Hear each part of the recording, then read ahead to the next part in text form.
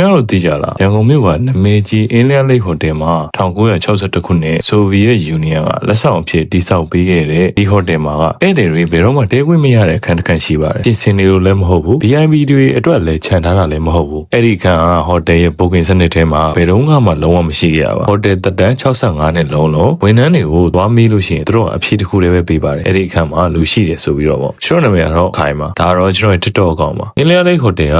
1962ခုနှစ်ကတည်းကတမရတွေနိုဘယ်ဆုရှင်တွေနဲ့နိုင်ငံခေါင်းဆောင်တွေတဲခိုခဲ့နေရပါမြန်မာနိုင်ငံမှာတမိုင်းမှတ်တမ်းအခိုင်အမာဆုံးရှိတဲ့ဟိုတယ်တစ်ခုပါဒါပေမဲ့အဲ့ဒီ10စုနှစ်ကျော်6ခုမှတ်တမ်းတွေထဲမှာအခန်းတစ်ခန်းကတော့အဲစင်းမှာတစ်ခါမှမပါခဲ့ပါဘူးအခန်းနံပါတ်ကိုကျွန်တော်ရှာတွေ့ခဲ့ပါတယ်ဘယ်ထက်လဲတည်ခဲ့ပါတယ်ပြီးတော့ဒီကြောင့်တည်နေတဲ့ဝန်ထမ်းဟောင်းတယောက်ကိုလည်းကျွန်တော်ရှာတွေ့ခဲ့ပါတယ်အားလုံးပဲသိချာနားထောင်ပေးကြပါအင်းလျားလိတ်ဟိုတယ်ကို1962ခုနှစ်မှာဖွင့်တဲ့ဆိုဗီယက်အကူအညီနဲ့တန်တမန်လက်ဆောင်အဖြစ်နဲ့တည်ဆောက်ခဲ့တာပါအဲ့ဒီခေတ်ကရှေ့တောင်အာရှမှာခေတ်အမီဆုံးဟိုတယ်ပါပဲယူရင်ဂါဂါရဲ့ပီတယ်ကက်စထရိုနဲ့ဒေါ်အောင်ဆန်းစုကြည်တို့တဲခဲ့ပူပါတယ်အဲ့ဒီလှုပ်ဝက်ခန်းကတတိယအထက်မှာရှိပါတယ်အခန်းနံပါတ်က313ပါ1980ပြည့်နှစ်တွေကဝန်ထမ်းတစ်ယောက်နဲ့2000ပြည့်လွန်နှစ်တွေကတော့ဝန်ထမ်းတစ်ယောက်ကိုတီးခြားစီမေးကြည့်ခဲ့တော့နှစ်ယောက်စလုံးကအတီးပြုခဲ့ပါတယ်အခန်း303ဟာအဲစင်းမှာဘယ်တော့မှမရှိပါဘူးတဲ့လူကြီးတွေကိုသွားမေးတော့လေထမမေးကိုပဲပြောခံခဲ့ရပါတယ်1980တော့ဝန်ထမ်းကျွန်တော်ကိုပြောပြခဲ့ပူပါတယ်ညနေရင်အဲ့ဒီစင်းညံလမ်းကိုမသွားဘူးဆိုတာကျွန်တော်တို့လိုလိုသိတယ်တဲ့ဘသူမှတေချာမှားထားလို့မဟုတ်ပါဘူးချက်လျှောက်သွားရင်ကြားတဲ့အတန်တွေကြောင့်ပါပဲတဲ့စကားပြောတယ်မဟုတ်ဘူးလှုပ်ရှားတယ်လည်းမဟုတ်ဘူးလူတယောက်ရှိနေတဲ့အခန်းထဲကထွက်လာတဲ့တိကျတဲ့အတန်တစ်ခုပါအသက်ရှူတန်လိုမျိုးတကားပေါက်ကနေတဆင်ကြားနေရတာတဲ့ဒီဟိုတယ်ကိုစစ်အေးခေတ်မှာတည်ဆောက်ခဲ့ရပါ